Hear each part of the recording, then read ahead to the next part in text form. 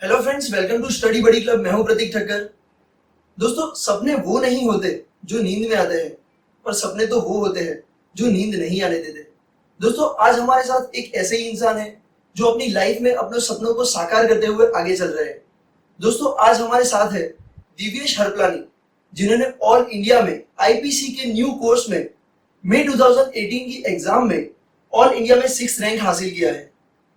Divyesh, many many congratulations. Thank you so much. Divyesh, सबसे पहले तो आप मुझे ये बताइए कि आपके क्लासेस कितने आज के चलते थे, क्योंकि नॉर्मली स्टूडेंट्स आईपीसी के जो स्टूडेंट्स होते हैं उनको ये क्वेश्चन रहता है कि यार 9 से 10 घंटे के तो उनके क्लासेस चलते हैं, फिर पढ़ाई बहुत हार्ड रहती है, तो आप वो सब कैसे मैनेज करते थे? पहले जो 6-7 मंथ्स थे जनवरी तक, फ्रॉम जुलाई टू जनवरी, तब क्लासेस अराउंड 10 आवर्स के रहते थे, फ्रॉम 8 to 10 आवर्स अप्रोक्सीमेटली।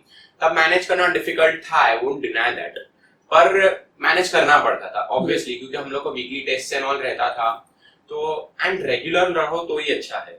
इसीलिए मैं जो यहाँ तो हमारा टाइमिंग्स 8 to 6 होता था, यहाँ तो फिर 10 to 8 होता था। तो 8 to 6 के केस में शाम को, या फिर 10 to 8 के केस में सुबह जल्दी उठ के मैं 2 घंटे जितना पढ़ लेता था वीकली टेस्ट के लिए। ओके, मतलब आप जो क्लासेस में पढ़ाया जाता था उसको रेगुलरली रीड करते रहते थे? हाँ, और जो वीकली टेस्ट होती थी उसको भी, तो सो दैट साथ साथ में होता जाए। ओके, मतलब आप वीकली जो टेस्ट होते हैं उसको भी इम्पोर्टेंस देना चाहिए? हाँ, उसको ऑब्वियसली इम्पोर्टेंस देना चाहिए, क्योंकि उस टाइम पे वो चैप्टर आप अच्छे से कर सकते हो, क्योंकि लास्ट 3 मंथ्स के लिए अगर आप सब रखोगे तो सब अच्छे से नहीं हो पाएगा ऑब्वियसली। और तो उसके साथ साथ आपका कोई ऐसा कुछ था कि आप उसकी नोट्स बनाते जाते थे या फिर कुछ रिवीजन नोट्स आप, क्योंकि लास्ट के 3 मंथ्स में फिर पूरा सब रिवाइज करना में भी हार्ड रहता है। ऑब्वियसली मैंने रिवीजन नोट्स जैसा अलग से कुछ नहीं बनाया था, पर मैंने साथ साथ में जैसे कि प्रैक्टिकल सब्जेक्ट्स है कि एबीसी कैटेगराइजेशन करके कुछ किया था, जिसमें ए कैटेगराइजेशन मतलब most important sums, B category sums मतलब less important comparatively sums, and C category मतलब जो कि लीस्ट इंपॉर्टेंट या कि वेरी इजी सम्स है वो। तो जब क्लासेस में पढ़ाया जाता था या जब मैं वीकली टेस्ट के लिए पढ़ता था, मैं एबीसी कैटेगराइजेशन कर लेता था, सो दैट जब मैं नेक्स्ट टाइम उसी चैप्टर को वापस करूं, मैं सी कैटेगरी सम्स को इग्नोर कर सकता हूं and basically A category sums पे मैं फोकस कर सकता हूं। राइट, मतलब आप स्मार्ट वर्क ज्यादा करते थे, क्योंकि ऑब्वियसली सीए जितनी टफ एग्जाम है तो स्मार्ट वर्क बहुत जरूरी है। हाँ, obviously smart work is very important, and smart work के बिना इतना सारा कोर्स इतने कम टाइम में करना is not possible. So Divesh, classes के साथ साथ बीच में आपकी कॉलेज की एग्जाम भी आई होगी, तो उस टाइम पे आप कैसे मैनेज करते थे, क्योंकि क्लासेस भी चालू होते होंगे और आपको रीडिंग भी करना होता है, जैसे आपने बोला कि वीकली टेस्ट होते हैं, तो उसके लिए भी आप कैसे प्रिपेयर करते थे? बेसिकली जब मेरी कॉलेज की इंटरनल एग्जाम्स थी सेमेस्टर 1 बीकॉम की, तभी ही मेरे पास आईसीएआई की जो एसएम है, जो स्टडी मटेरियल की बुक्स है, तभी वही उसी टाइम पे हाथ में आई थी। एज इन 15 सितंबर के आजू बाजू मेरे पास आईसीएआई की बुक्स घर पे आई थी, एंड अराउंड 22 से मेरी कॉलेज की इंटरनल एग्जाम्स थी, एंड उसी टाइम पे कॉलेज के असाइनमेंट्स भी थे मेरे पास। उस टाइम पे जो वर्कलोड बढ़ गया था, it was very difficult to handle, and at that time only हमारे 10 आवर्स के क्लासेस थे, so it was very difficult to handle, but somehow I could manage. College में भी I got 17th rank at that time in the internal exam. Thank you. And as long as study material is concerned, पढ़ना delay हो गया था। मतलब study material को मैंने at least a month के बाद एक्चुअली खोला था, बिकॉज मेरे पास कॉलेज एग्जाम्स का, असाइनमेंट्स का इतना प्रेशर था, प्लस वीकली टेस्ट का भी इतना प्रेशर था कि study material at least a month, सितंबर से लेके अक्टूबर तक तो मैं नहीं ही खोल पाया था। ओके, मतलब स्टडी मटेरियल आपने एक आध महीना उसको थोड़ा डिले किया था पढ़ना, पर आप उसके साथ साथ भी आप स्टडी मटेरियल पढ़ रहे थे, क्योंकि स्टूडेंट्स को मैंने देखा है कि वो क्या करते हैं, क्लासेस खत्म होने के बाद सोचते हैं कि अब मैं पीएम या एसएम अब खोलूंगा। नॉर्मली मैंने ये देखा है, तो उनके लिए आप कुछ मैसेज देना चाहोगे? मैसेज तो मैंने पर्सनली एग्जाम्स देके ये एक्सपीरियंस किया है या ये मालूम किया है कि आईसीएआई स्टडी मटेरियल से बेटर कोई रेफरेंस नहीं है। उसमें से आप अगर पढ़ के जाते हो तो 99.99% you are going to clear the exam. Rest 0.01% is upon you, आपने कितना अच्छे से पढ़ा है आईसीएआई मटेरियल। अगर आपने आईसीएआई मटेरियल पढ़ लिया, देन यू आर थ्रू। हाँ, आप रेफरेंस बुक्स फॉलो कर सकते हो, and obviously that is good, आपको एक्सपोजर ज्यादा मिलेगा सम्स का, but ICAI material is the first priority. आप रेफरेंस बुक लेके आईसीएआई मटेरियल छोड़ दो, that is not expected. Okay, so students, Divesh का ये कहना है कि सबसे पहले आप प्रेफरेंस एसएम और पीएम को दो, ऑब्वियसली जो इंस्टीट्यूट एग्जाम ले रही है वो जो मटेरियल दे रही है उसको हमें सबसे पहले प्रेफरेंस देना चाहिए। और काफी बार देखा गया है कि एसएम और पीएम में से मतलब काफी सारे सम्स उसके रिलेटेड हमने देखे गए हैं। With just the numbers changed, yes. हाँ राइट। दिवेश, क्लासेस के साथ कैसे स्टडी करनी है वो तो हमने देख लिया, पर आपको लीव कितनी मिली थी एग्जाम के लिए रिवाइज करने के लिए क्लासेस के बाद, और उसमें आप फुल डे कैसे प्लान करते थे? मेरे अराउंड 10 to 15 फरवरी के आजू बाजू क्लासेस खत्म हुए थे एंड 3rd मई से एग्जाम्स थी, तो I had approximately around 2.5-3 months to prepare, so around 80-85 days थे रफली।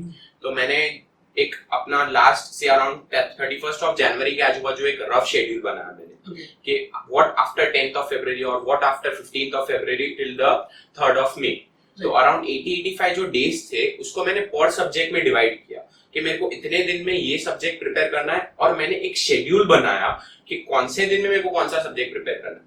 मैं ऐसा नहीं बोल रहा हूँ कि वो पूरा शेड्यूल अच्छे से मेरा फॉलो हुआ, लेकिन वो एक रफ शेड्यूल बना, उसके बेस पे मैं फ्लेक्सिबल होके चेंजेस करते गया एंड काफी हद तक मैं अपनी सक्सेस उसको एट्रीब्यूट करूंगा कि मैंने एक अच्छा शेड्यूल कर लिया, एक अच्छा मेरे दिमाग में मेंटली प्रिपेयर हो गया था कि मेरे को इतने दिन ये सब्जेक्ट पढ़ना है, इस तरह से पढ़ना है, तो उस हिसाब से मैंने टाइम प्लानिंग शेड्यूलिंग करके पूरा इंप्लीमेंट किया था लास्ट 3 months। ओके, सो सही बात है कि ये सबसे मतलब बहुत इंपॉर्टेंट है कि आपके पास कितने दिन है और आपको कितना पढ़ना है, वो सबसे पहले आपको देखना चाहिए और उसके हिसाब से अपना एफिशिएंसी के हिसाब से अपने शेड्यूल बनाना चाहिए और उसको फॉलो करना के ट्राई भी करना चाहिए। तो उसमें ऐसा था कि आप एक ही दिन में एक ही सब्जेक्ट पढ़ते थे या फिर एक दिन में 2 से ज्यादा सब्जेक्ट पढ़ते थे, एक से ज्यादा? एक्चुअली मैं ऐसा इंसान हूँ जिसको एक दिन में एक सब्जेक्ट पढ़ना ही पसंद है एंड इनफैक्ट मैं तो ये पसंद करता हूँ कि 6 days एट द स्टेज से अकाउंट्स या 7 days at the stage accounts, but in subjects like audit और से EIS SM one cannot do that, that is not practical। जब मैंने पहला अपना शेड्यूल बनाया था तब मैंने 2 days IT thereafter 1 day accounts, 2 days IT thereafter 1 day accounts, इस तरह का शेड्यूल बनाया था।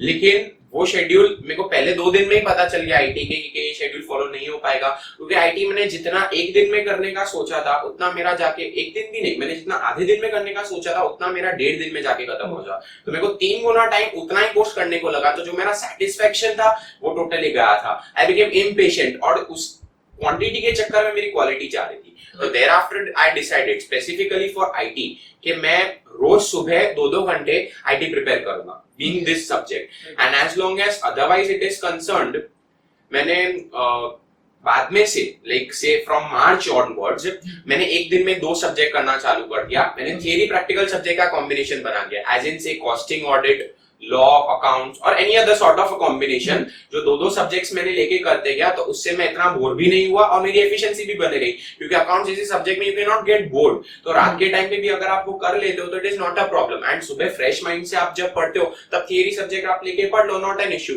And as long as tax is concerned, tax में आपको ना बोर होने का प्रॉब्लम रहेगा ना कोई और प्रॉब्लम। तो टैक्स के केस में मैंने ये चीज की थी कि 10-15 डेज पूरा लेके पूरा टैक्स फिनिश कर दिया था, प्रोबेबली 12 days प्रिसाइजली। हाँ, उसके अंदर मैंने GST और डायरेक्ट टैक्स के कॉम्बिनेशंस बनाए थे, जैसे 2 days direct tax, 1 day GST and sort of. Okay, तो वो 3 जो महीने थे आपके पास, उसमें आप कितने आवर्स पढ़ते थे daily? On an average 10 hours तो पढ़ता था। ऑब्वियसली प्रोडक्टिव आउटकम कम रहेगा आपका, से 7-7.5 hours रहेगा और may be less, but you have to strive to increase the productive hours. Total hours बढ़ाना इट इज डिफिकल्ट, क्योंकि आप अगर क्वांटिटी नंबर ऑफ आवर्स बढ़ाने जाओगे तो आपकी क्वालिटी कॉम्प्रोमाइज होगी। सो जितने भी मैं ट्राई करता था नंबर ऑफ आवर्स बढ़ के 11-11.5 तक लास्ट 1 month में हुए होंगे, ऐसा मैं बोल सकता हूँ, लेकिन 10 hours आई वुड से was an average and productive may be 7-7.5। Okay, मतलब आप सुबह जल्दी उठ के पढ़ते थे या फिर लेट नाइट तक पढ़ते थे? मैं लेट नाइट पढ़ने वालों में से नहीं हूँ, क्योंकि मेरे को नींद आने लगती है, what I feel is ultimately quality compromise होती है, दिमाग में जाए ना तो कोई मतलब नहीं है। तो मैं सुबह जल्दी उठने वालों में से, पढ़ने वालों में से हूँ, पढ़ने वालों में से। जैसे कि मैंने बोला कि मैं IT सुबह जल्दी उठ के से अराउंड 5-5:30 तक मैं उठ के सुबह 2 घंटे जितना IT पढ़ लेता था और रोज का टारगेट रख देता था IT में, जैसे कि 4 pages और 5 pages। मैंने टोटल नंबर ऑफ पेजेस जो IT के थे से अराउंड 230 जितने थे, उसमें नंबर ऑफ डेज में डिवाइड कर लिया था एंड उतना रोज का टारगेट करता था। But still I was not rigid कि भाई आज 5 पेज कर नहीं है, तो ऐसा नहीं कि नहीं हो रहा है तो भी कर लिया, ठीक है, फ्लेक्सिबल था। तो किसी दिन 6 भी होते थे, किसी दिन 3 भी होते थे, वो एज पर द सिचुएशन था। और आप ये सजेशन देना चाहोगे कि सभी स्टूडेंट्स को सुबह उठ के ही पढ़ना चाहिए, ऐसा कुछ? नहीं, मैं ऐसा तो नहीं बोलूंगा कि सबको सुबह उठ के पढ़ना चाहिए। ये सबका अपना अपना खुद का होता है। काफी लोग होते हैं जो बोलते हैं कि नहीं, मेरे को लेट नाइट स्टडी ज्यादा प्रेफरेबल है क्योंकि मेरे को वो पीस मिलती है एंड ऑल। एंड काफी लोग होते हैं जो लोग सुबह फ्रेश माइंड फील करते हैं, मेरे जैसे लोग, कि जिनको लगता है कि नहीं सुबह काफी अच्छे से पढ़ना हो सकता है। इसीलिए अगर आप रात को लेट तक जाके पढ़ने वालों में से हो तो सुबह जाके फिर आपको नींद आए तो नॉट कोई मतलब ही नहीं है। और आप अगर सुबह उठने वालों में से हो तो फिर आप रात को जागने का ट्राई ही नहीं करने का कोई मतलब है। तो it is totally upon you, no such rule of thumb. Obviously. So ऐसी चीज में मतलब सुबह पढ़ना या फिर रात को पढ़ना, मतलब काफी सारे स्टूडेंट्स कमेंट करते हैं हमें वीडियोस में कि उनको कब पढ़ना चाहिए। तो मुझे लगा कि आप बेस्ट पर्सन हो कि आपको पूछ लूं। और ऑब्वियसली सही बात है कि सबका अपना अपना नेचर होता है, कई लोग रात को पढ़ पाते हैं तो कई लोग दिन में पढ़ पाते हैं।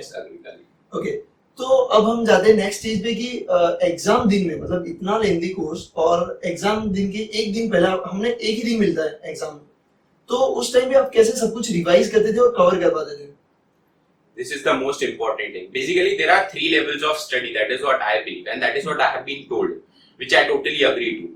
एक है आपका जो फर्स्ट स्टेज है, से क्लासेस वाला जो स्टेज है, कि आपने जब क्लासेस में आप लेक्चर अटेंड कर रहे हो एंड तब आपने प्रिपेयर किया सुबह, जो मैंने बोला मैं 2 घंटा पढ़ता था। वो एक स्टेज भी काफी इंपॉर्टेंट स्टेज है। आपको क्लासेस में बैठना है, आपको कंसंट्रेट करना है, क्योंकि वहीं से आपकी कंसेप्चुअल क्लैरिटी आएगी। एंड वो 2 घंटे की जो रोड की डेली स्टडी थी जब क्लासेस चालू थी, that was also very important, क्योंकि तब पर सब्जेक्ट का कांसेप्ट क्लियर होते गए, पर चैप्टर के कांसेप्ट क्लियर होते गए। That was very important. So that was the first stage. The second stage was the 3 months time after the classes got over and before the exams.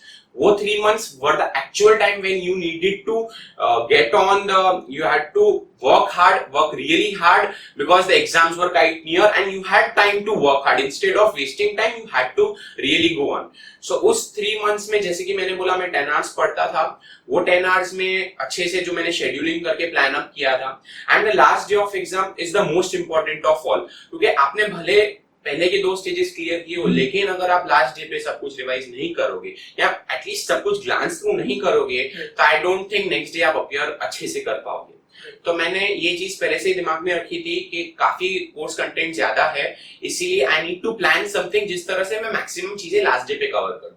As long as practical subjects are concerned, जैसे कि मैंने आपको बोला ABC category मैंने किया था, but उसके सिवाय मैंने एक बुक बना दी थी प्रैक्टिकल सब्जेक्ट्स के लिए। उसमें मैं एक पेज पे एक चैप्टर की लिस्ट बनाता था, एज इन से स्टैंडर्ड कॉस्टिंग है तो स्टैंडर्ड कॉस्टिंग टाइटल डाला मैंने, मॉड्यूल का टाइटल डाला। मॉड्यूल में मेरे को 3 इलस्ट्रेशंस लगे, जो कि एक ए कैटेगरी है, एक बी कैटेगरी, एक सी कैटेगरी है। यहाँ से 3 ई कैटेगरी है, एक सी कैटेगरी है।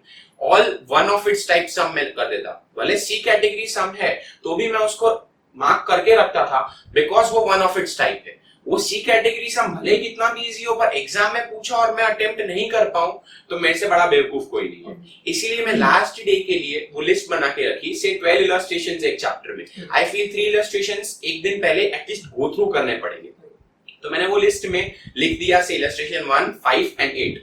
उसके बाजू में वो मॉड्यूल का पेज नंबर लिख दिया, से पेज नंबर 5.67, 5.69, 5.68, वो पेज नंबर्स मैंने लिख दिए। एंड उसके बाजू में मैंने कैटेगराइजेशन लिख दिया कि भाई ए कैटेगरी है या ए प्लस कैटेगरी है या मोस्ट इंपॉर्टेंट है।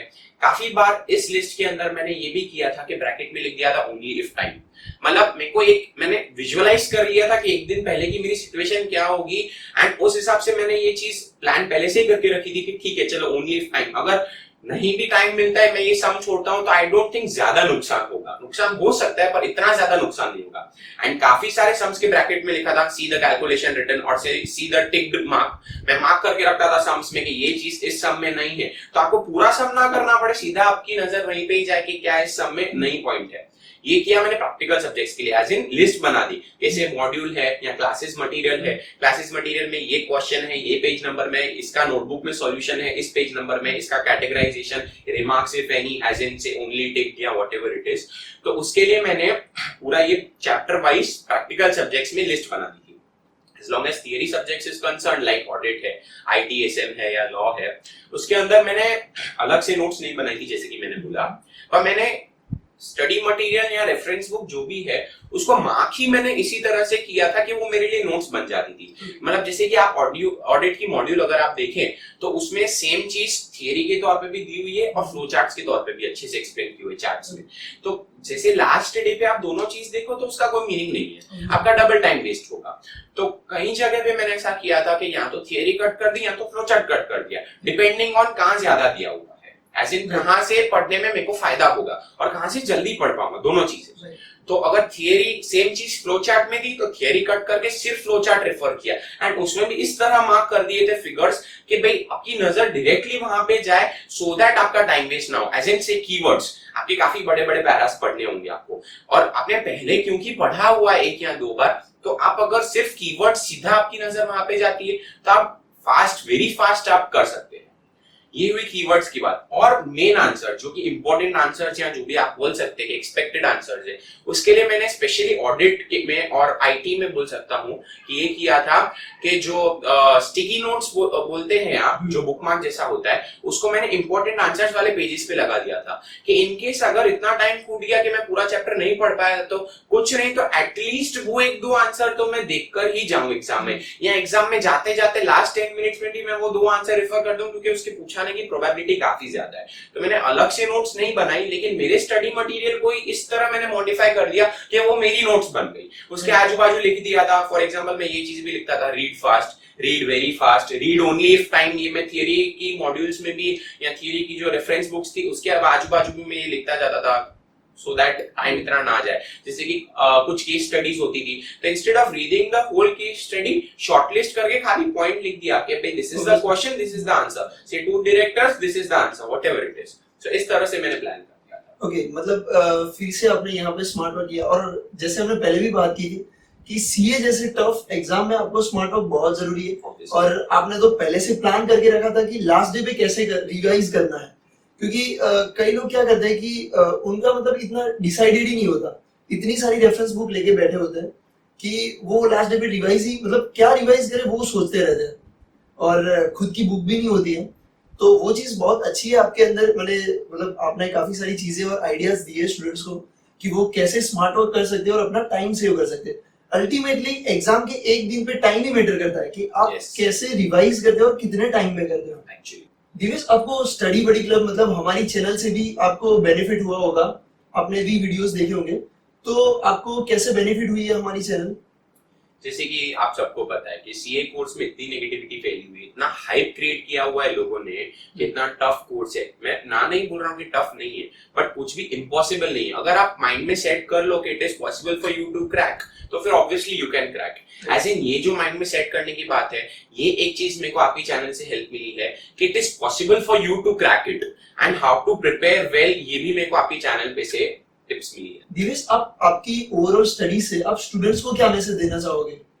सबसे पहले तो मैं ये और एक चीज ऐड करना चाहता हूँ कि जो 3 मंथ्स की मेरी प्रिपरेशन थी उसमें मैंने लास्ट 20 डेज रिवीजन किया था। तो वो एक रिवीजन का मैंने जो शेड्यूलिंग था, मैंने सपोजिंग से 10 अप्रैल से रिवीजन स्टार्ट किया था। तो मैंने जो मेरा फर्स्ट शेड्यूल बनाया था 2 मंथ्स एंड 10 डेज का, या से 2 मंथ्स का फ्रॉम 10 फेब टू 10 अप्रैल, उस शेड्यूल में मैंने इतना लिख दिया था कि 10 अप्रैल ऑनवर्ड्स रिवीजन।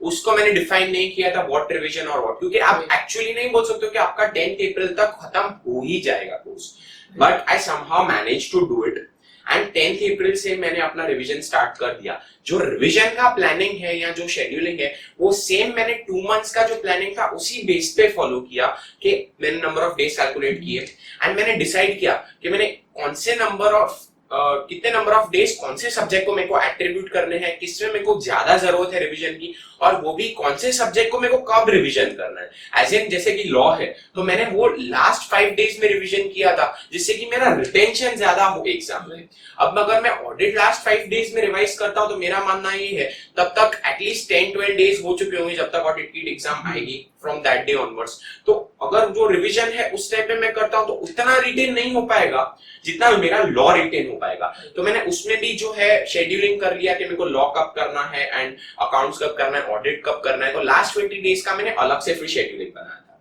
और एक चीज ये है कि मैं इतना लेकिन पढ़ के लास्ट वीक में फ्रस्ट्रेट हो चुका था कि मेरा पढ़ना इतना नहीं हो रहा था। इसीलिए इस पर से मैं एक मैसेज देना चाहूंगा कि stay positive and do what you like. आप खुद पसंद करोगे, आप एक टारगेट सेट कर रहोगे, आप ये टारगेट जब मीट हो रहे होंगे ना, तब आप खुद से खुश होगे, तब ये फ्रस्ट्रेशन नहीं आएगा। मेरे को था 1-2 दिन के लिए फ्रस्ट्रेशन था क्योंकि टारगेट्स मीट नहीं हो रहे थे, but thereafter I mentally prepared myself कि नहीं, ये चीज तो होनी ही है, क्योंकि टारगेट नहीं हुए कंप्लीट मेरे, उस वजह से फ्रस्ट्रेशन है, उस वजह से और टारगेट्स मीट नहीं हुए। तो thereafter I mentally prepared myself कि नहीं, ये चीज तो होनी ही है, इसीलिए I better be good and दिमाग में ये चीज सेट कर ली कि भाई रिजिड नहीं रहना है, हमको फ्लेक्सिबल रहना है। ओके, मतलब पॉजिटिव एटीट्यूड भी बहुत जरूरी है। Positive attitude not only last में, थ्रू आउट मैं तो बोलूंगा positive attitude is the most important. जो कि मैंने बोला सीए कोर्स में काफी नेगेटिविटी फैली हुई है और काफी हाइप क्रिएट किया हुआ है।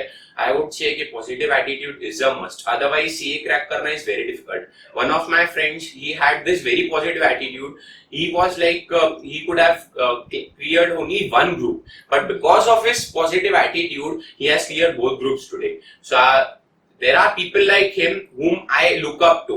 I try to be with such people जिससे मेरे आजू बाजू भी पॉजिटिव एनर्जीज रहे और मेरे में पॉजिटिविटी आए। मेरे में भी नेगेटिविटी आती है, मैं ना नहीं बोल रहा हूँ, ऑब्वियसली आनी ही है, पर इन लोगों के अराउंड रहूं। मेरे को जब फ्रस्ट्रेशन आया मैंने उसको फोन किया था, पर तो भी उसने मेरे से आधा घंटा फोन पे बात करके मेरे को शांत कर दिया। उसका टाइम जा रहा था तो भी, वो लास्ट 5 डेज थे, उसके लिए भी टाइम बहुत प्रेशियस था, लेकिन उसने मेरे को शांत कर दिया उस टाइम पे। तो this is the positivity that is around you. तो be in company of such people who have a positive attitude so that you have this positive attitude instead in yourself. जैसे आपने बोला कि लोगों को अपने लास्ट वीक में revise करने का रखा था क्योंकि रिटेंशन ज्यादा रहे, तो अकाउंट्स भी आपने ऐसे ही कुछ किया होगा कि एग्जाम के एग्जैक्ट पहले ही रिवीजन में लास्ट में आपने दिया हो? हाँ, जैसे कि मैंने आपको बोला, मैंने जो अपना शेड्यूल बनाया था, जो पहले 2 मंथ्स का शेड्यूल था या बाद में के 20 दिन का जो रिवीजन का शेड्यूल था, उसमें मैंने अकाउंट्स को टाइम दिया ही नहीं था। मैंने अकाउंट्स के सिर्फ उन्हीं चैप्टर को टाइम दिया था जो मैंने एक भी बार कभी ड्यूरिंग द 8 मंथ्स जर्नी किए ही ना हो। सिर्फ वो 1-2 चैप्टर ही मैंने वो 2 मंथ के अराउंड 2 मंथ के दौरान किए थे। बाकी as long as the whole accounts is concern, मेरे को खुद पे भरोसा था कि मैं अकाउंट्स मेरे को आता है and I am confident in accounts. तो जो वीकली टेस्ट में मैंने प्रिपेयर करके रखा था अकाउंट्स, वो मेरे को पता था कि मेरे को आता है, कि रिटेन हुआ होगा। इसीलिए एग्जाम के 6 to 7 days prior, I think 6 days, not even 7 days, 6 days prior मैंने अकाउंट्स चालू किया है एंड ओनली ड्यूरिंग दो 6 days मैंने अकाउंट्स पढ़ा है। ओनली जो नए चैप्टर्स थे वो मैंने पढ़े थे 2 महीने में, पर बाकी के जो भी चैप्टर्स वीकली टेस्ट के टाइम पे मैंने पढ़े थे, चाहे वो जुलाई में पढ़े हो या चाहे जनवरी में पढ़े हो, वो सारे चैप्टर्स मैंने सीधा एग्जाम के 6 days पहले ही प्रिपेयर किए थे। इसलिए मैंने बोला कि शेड्यूलिंग में आपको ये सब चीजें दिमाग में रखनी है कि कौन से सब्जेक्ट को आपको कितनी प्रायोरिटी देनी है, किस तरह देनी है। Also, a balance between practical subjects and theory subjects is very important. मेरे को अकाउंट्स पसंद है, पर मैं सिर्फ अकाउंट्स ही करूंगा तो मैं अकाउंट्स में 99 भी लेकर आया, पर अगर उसके सामने मैं ITSM जैसा सब्जेक्ट नहीं पढ़ता हूं जो कि मेरे को पर्सनली इतना पसंद नहीं है, तो वो सब्जेक्ट अगर मैं नहीं इतना पढ़ता तो उसमें मेरे को 39 आएंगे, तो 99 की फिर कोई कीमत नहीं ही रहेगी। तो इनफैक्ट I have risked, मैंने थोड़ा रिस्क लिया था, या मैं एक्चुअली बोलूं it is a calculated risk, क्योंकि I was strong in practical subjects. मैंने कंपैरेटिवली कम टाइम दिया प्रैक्टिकल सब्जेक्ट्स को and rather I worked upon my weaknesses, that was theory subjects and specifically audit and ITSM. So I worked upon those subjects and balance पर से एक चीज याद आती है, CA is all about balancing, in my words if you ask. Balance between self study and classes, balance between say academic life and personal life, balance between sleep and study, balance between practical and theory subjects, balance between say quantity and quality. As in quantity मतलब content आप ज्यादा पढ़ो पर इतना अच्छे से नहीं पढ़ो, और कम पढ़ो पर बहुत अच्छे से पढ़ो। Balance between reading and memorizing, balance between excitement and anxiety, balance between confidence and overconfidence. It is very important कि आप confident रहो पर overconfident नहीं रहो। Balance between positivity and negativity, सब चीजें मैटर करती है। मतलब स्टूडेंट्स को ऐसा भी नहीं है कि जो उनको चैप्टर या फिर जो सब्जेक्ट इजी लगता है या फिर बहुत अच्छा लगता है तो सबसे पहले उसको कवर करने में, या फिर कई बार जैसे आपने कहा कि वो 99 लाने का सोचते हैं, तो 99 लाते तो ऑब्वियसली वो 39 आ जाएंगे अगर एक सब्जेक्ट में, तो वो कोई मतलब का नहीं। तो वो बैलेंस करना बहुत जरूरी है, बहुत ज्यादा जरूरी है। ओके। और आपकी सक्सेस जो आप मतलब फर्स्ट डे से लेके कल जो रिजल्ट आया, तो ऑब्वियसली आपको बहुत खुशी हुई होगी। जी जी, बहुत ज्यादा। तो आप उसके पीछे मतलब बहुत सपोर्ट रहा होगा, काफी लोगों का भी सपोर्ट रहा होगा, तो सबसे पहले तो मैं सक्सेस के लिए भगवान को थैंक यू बोलना चाहूंगा। It is due to God's grace कि मैं आज आपके साथ इंटरव्यू दे रहा हूँ। उसके बाद ऑब्वियसली मैं अपने पेरेंट्स को थैंक यू बोलना चाहूंगा। My mother has been a very big support, क्योंकि जो फ्रस्ट्रेशन आता रहता है, आप घूम फिर के कहाँ निकालोगे फ्रस्ट्रेशन, आप टीचर पे तो निकालते नहीं हो, सब फ्रस्ट्रेशन जाता है अपने मम्मी या पापा पे ही, और यूजुअली मम्मी पे ही फ्रस्ट्रेशन निकलता है। पर मम्मी ने इतना फ्रस्ट्रेशन जो है सहन किया है, या जो भी है टाइम पे खाना देना, से मैं खाने को इग्नोर करूँ तो भी आके टाइम पर खाना खिलाना, टू सी टू इट के मैं सुबह जल्दी उठ जाता हूँ या मैं टाइम पे सो जाता हूँ, या वट एवर इट इज कि मैं पढ़ते पढ़ते नहीं सो जाता हूँ। काफी ध्यान मम्मी ने रखा है जो मेरा पूरे 10 मंथ्स के दौरान ही, कि मैं जो अपने क्लासेस में जाता था पूरा ट्रैक रखना कि लेट हो गए, क्यों नहीं आया है, लंच बॉक्स से लेकर रिटर्न में जब मैं आता था चेंज करके सोने से लेकर सब कुछ काफी सपोर्ट रहा है मेरी मदर का स्पेशली। उसके बाद obviously others in family they have to be supportive too, क्योंकि लास्ट 3 मंथ्स में what you need is moral support basically, that is very important. उसके बाद this is a very big thing, मतलब ये credit काफी बड़ा है कि मैं टीचर्स को क्रेडिट देना चाहूंगा, क्योंकि टीचर्स के बिना इन दी एंड आप कुछ नहीं हो। अग्री, सेल्फ स्टडी काफी इंपॉर्टेंट है, क्लासेस से भी इंपॉर्टेंट मैं तो बोलूंगा सेल्फ स्टडी है, क्योंकि सेल्फ स्टडी के बिना क्लासेस हैज नो इंपॉर्टेंस, लेकिन classes also has some importance. Classes में जो आपने कंसेप्चुअल क्लैरिटी किया, only upon that you can work on. जो डाउट सॉल्व करते हैं टीचर्स एंड ऑल, तो basically a big credit of this goes to the teachers as well. तो friends, आज हमने दिवेश से जाना कि वो पहले दिन से लास्ट डे तक कैसे पढ़ाई करते थे और कैसे उन्होंने अपनी पढ़ाई में स्मार्ट वर्क किया। आई होप आपको उनकी टिप्स और ट्रिक्स काम में आए और आप भी इस चीज को फॉलो करें और अपनी सीए की एग्जाम में इसे यूज करें। फ्रेंड्स, नेक्स्ट वीडियो में हम दिवेश से बात करेंगे कि ऑडिट में उन्होंने कैसे बहुत अच्छे मार्क्स स्कोर किए। आपके कितने मार्क्स थे दिवेश? मेरे 87 मार्क्स ऑडिट। तो हम नेक्स्ट वीडियो में ये देखेंगे कि ऑडिट में 87 मार्क्स उन्होंने कैसे स्कोर किए हैं।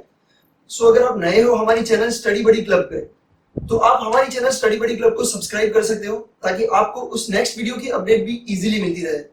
लाइक करें इस वीडियो को, अपने व्यूज कमेंट करें, शेयर करें। Thank you so much for watching this video. जय हिंद।